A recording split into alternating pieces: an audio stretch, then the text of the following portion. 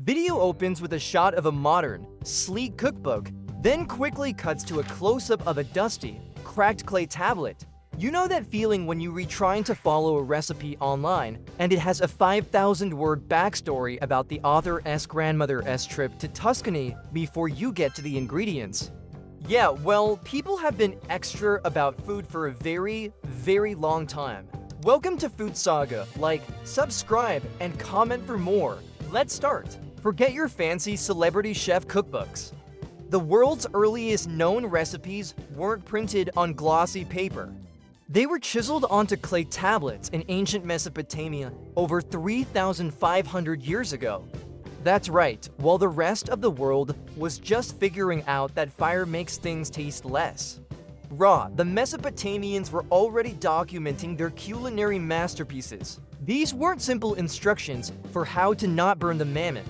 We're talking about the OG food bloggers, except their tablets probably got fewer angry comments in the feedback section.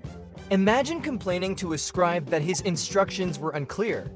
He'd probably just hit you with the tablet. These cuneiform artifacts are basically the Dead Sea Scrolls of dinner, proving that humanity's oldest instincts have always been survival and showing off what you ate. Now, don't go thinking these were recipes for the common folk, like plebeian porridge for dummies. Oh no. These were the culinary secrets of the elite, the kind of dishes served to kings and high priests who probably spent their days reclining on cushions and complaining about the quality of the gazelle. The recipes describe incredibly complex stews and savory meat pies, things that sound more at home a Michelin star tasting menu than in a Bronze Age settlement. We're talking about elaborate pigeon broths and decadent meat stews slow-cooked with exotic seasonings.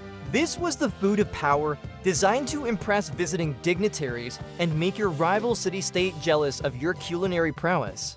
It's the ancient equivalent of posting a picture of your ridiculously expensive Wagyu steak on Instagram. You're not just eating, you're making a statement. And the statement was, my civilization is so advanced, we have time to debone a songbird and stuff it with 3 different kinds of herbs. What are you eating? Dirt. How quaint. But here's where it gets wonderfully, hilariously frustrating. For all their detailed lists of ingredients, the Mesopotamians were shockingly vague about the actual process. It's like they were writing for a cooking competition where the contestants were all expected to just no things. The tablets will meticulously list out onions, garlic, leeks, a whole spice rack of herbs, various cuts of meat, and specific types of fats. You're reading along thinking, okay, I can find most of this at the market. And then you get to the instructions, which basically amount to, put the stuff in a pot, cook it, that's it. No measurements, no cooking times, no temperatures. It's the ultimate measure with your hard style of cooking taken to a ludicrous extreme. How much garlic? A reasonable amount, I guess. How long do you sear the meats until it looks right? It's less of a recipe and more of a culinary dare. It's as if the ancient chefs who wrote this were actively trying to sabotage anyone who wasn't already in their exclusive little cooking club. They give you the what but completely gatekeep the how, a tradition that, judging by some online recipes, is still alive and well today. Despite the maddening lack of detail, these tablets show an incredible amount of culinary innovation. This wasn't just about throwing meat into a fire anymore. The Mesopotamian cooks were clearly experimenting, playing with their food in a way that laid the groundwork for all of Western cuisine. They were combining different fats with grains to create roux-like thickeners for their stews. They were layering flavors, using herbs not just for taste, but for aroma, and understanding the magical synergy between salty, savory, and aromatic ingredients. This is where we see the birth of technique. They were clarifying butter, rendering fat, and creating complex broths that would be the base for other dishes. They were the original food scientists, running delicious experiments long before anyone had ever heard of a laboratory.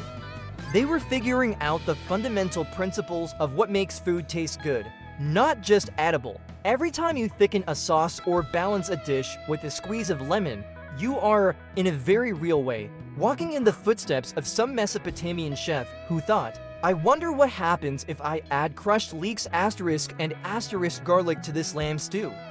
Spoiler alert, good things happen. Ultimately, these clay tablets represent a monumental shift in human history. This was the moment cooking officially graduated from a basic survival chore to a legitimate art form, a craft worthy of being recorded for posterity. Writing down a recipe is an act of incredible optimism. It implies that this dish is so good, so important, that it needs to be preserved and shared. It's a declaration that food is more than just fuel. It's culture, it's identity, and it's a source of pleasure.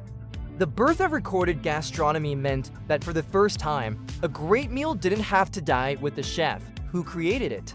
It could be passed down, adapted, and perfected over generations. So the next time you're recursing at a recipe that calls for a pinch of salt or tells you to cook something until done, just take a deep breath and remember the Mesopotamians.